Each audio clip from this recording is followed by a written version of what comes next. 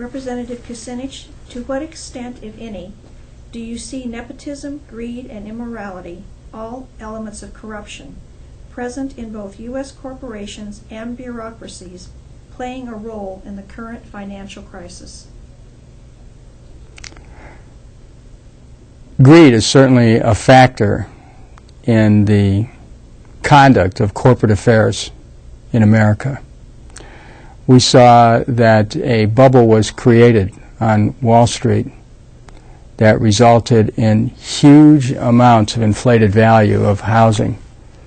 People moved along to take their profits as quickly as they can, even though they were selling subprime loans and packaging them along the way to make greater and greater profits, but the underlying value of the house never really changed. It's just the value was inflated, and you had a bubble created of trillions of dollars, and then the greed that was behind that precipitated a fiscal collapse in the United States, and it affected the whole world.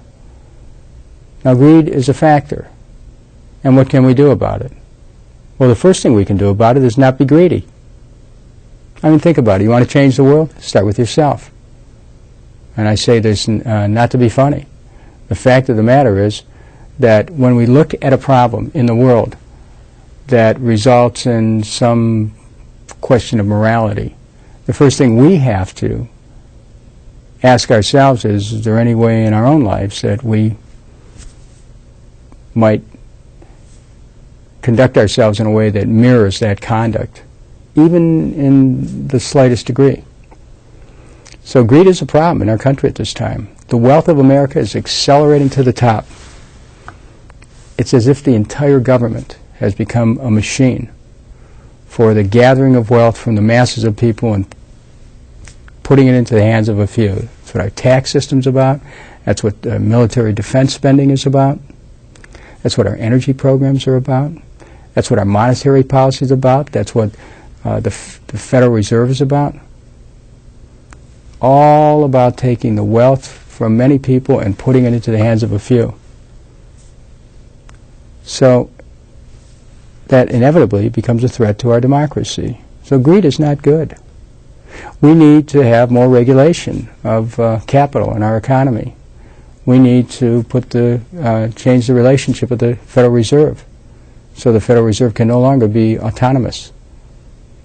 Federal Reserve should probably be placed under Treasury, but then we have to look at the role of the Treasury and make sure that there isn't the kind of buddy system that drives Wall Street and Fed and Treasury conduct these days to the detriment of the American taxpayer.